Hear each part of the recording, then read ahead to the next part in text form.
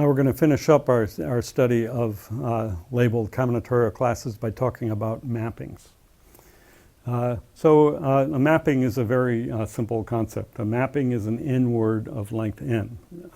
So it's a function from the integers 1 through n onto itself. We just list all possibilities. And it's pretty clear that the number of mappings is going to be n to the n. For every position, we can assign any one of n different numbers. It's n to the n. That's simple enough, but actually there's an underlying structure that's fascinating and related to numerous applications, arises in numerous applications. So a mapping is a function from the set of integers from 1 to n onto itself. And so here's an example of a long mapping where I have the numbers 1 through 37, and then down below I have the numbers 1 through 37. And they can appear multiple times. That's a mapping. Each one just has to be some number between 1 and 37. Now what's interesting is you can use a directed graph structure also to describe mappings, and they expose the combinatorics of what's going on maybe better than the tabular structure. So for example, 27 goes to 20, and then 20 goes to 9, and then 9 goes to 26, and 26 goes to 1, and 1 goes to 9. This is a special case of the sets of cycles that we had for permutation, but it's a set of more complicated structures that this directed graph illustrates.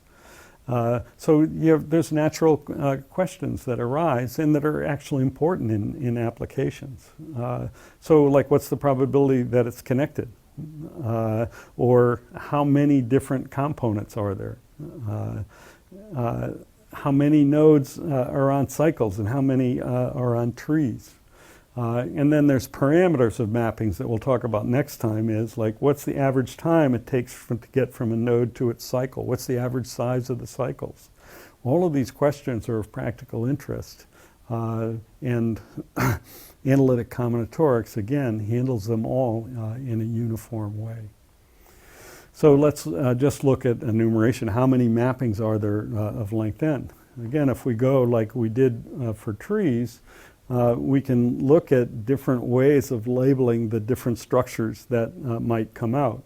And again, now there's definitely plenty of complications in the number of different structures there are. There's only one way to label that one, just 1, 2, 3.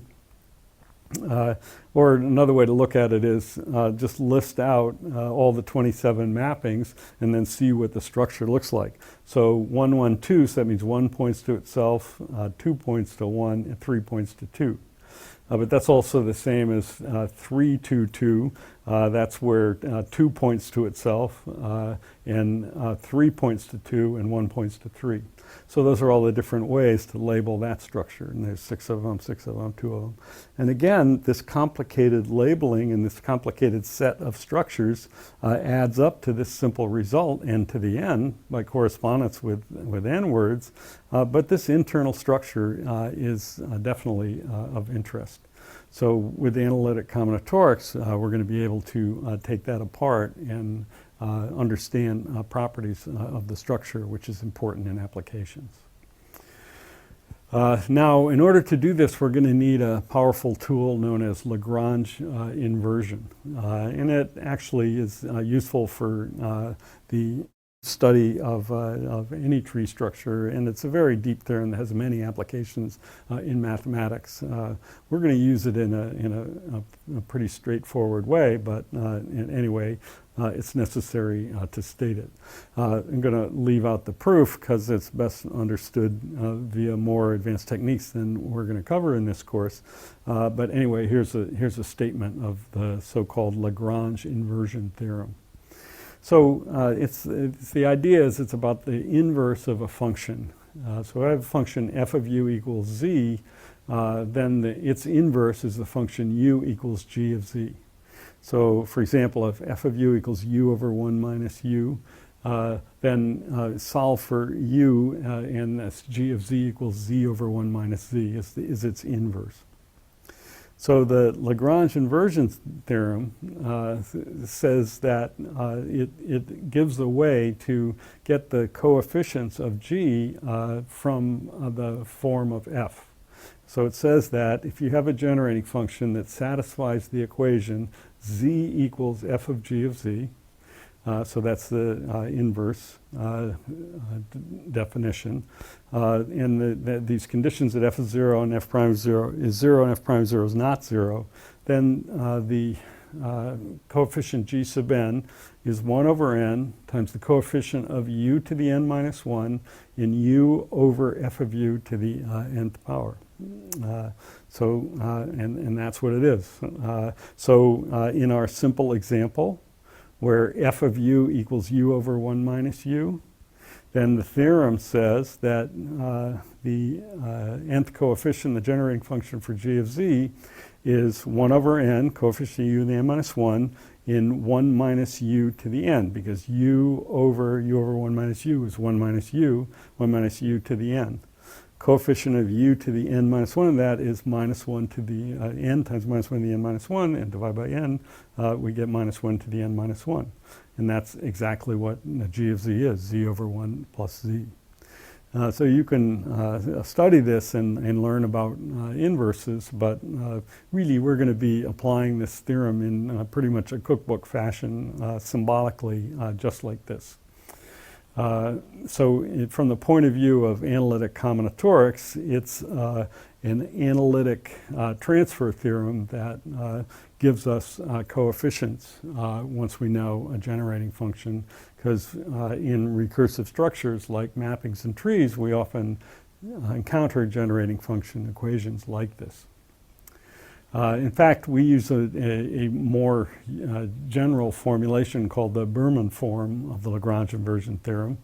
And that's if we've got another function, h of u, and we want the coefficient of h of g of z, then we put in h prime, and it's just generalizing the basic theorem from h of u equals u. And so this is the form that we're really going to use for mappings. And again, this is a deep and wonderful theorem that I don't have time to do anything more than state for you, so that you can understand how we extract coefficients. Just as a classic application for Catalan numbers, this is with OGFs that we did last time. A binary tree is a node or two binary trees. This is counted by external nodes, so we have that OGF equation. Rewriting that, it's z equals t of z minus t of z squared. So that z on the left-hand side, that makes this a candidate for Lagrange inversion. The theorem says if we want the coefficient of z to the n in t of z, we're just going to take f of u be u minus u squared. So we got z equals f of g of z. U minus u squared, t of z minus t of z squared. So we took f of u equals u minus u squared, so we want u over f of u. So that's u over u minus u squared, that's 1 over 1 minus u. So we have coefficient of u to the n minus 1 in 1 over 1 minus u to the n. Use the standard generating function for 1 over 1 minus z to the m, we get the Catalan numbers out. So that's a classic application of Lagrange inversion. And we can use it for other types of tree structures. We get other types of f of u, and the same method is going to work. And we'll look at it from a general point of view later on. But now let's look at Cayley trees in mappings. So Cayley trees are labeled, rooted, unordered trees. They're a special case of mappings where every node points to just one node, and there's one root and it's connected. So the construction is simple. A Cayley tree is a tree connected to a set of trees. The transfer theorem then gives us immediately C of z equals z e to the c of z. That's the exponential generating function for Cayley trees, labeled, rooted, unordered trees. And so that means that z equals c of z over e to the c of z. So that means we can apply Lagrange inversion with f of u equals u over e to the u. C of z over e to the c of z. And so that's Lagrange inversion, u over e to the u. U over e to the u is e to the u. So the number, coefficient of z to the n is 1 over n, coefficient of u to the n minus 1 in that. That's coefficient of u to the n minus 1 in e to the un. Well, e to the un, that's sum of k factorial, un to the k over k factorial, coefficient n minus 1 in that is n to the n minus 1. So the number of Cayley trees with n nodes is n to the n minus 1. So that's a direct proof with analytic combinatorics. Now, it does depend on Lagrange inversion, but Lagrange inversion is a very general tool that we can use in this same way for many similar problems. So that's Cayley trees. Now, it suggests some kind of bijection between Cayley trees in words with n minus in mappings with constraint on it, but that's actually one of the classic problems in combinatorics, is to find a simple bijection. Okay, so now what about mappings? Well, let's move one step up.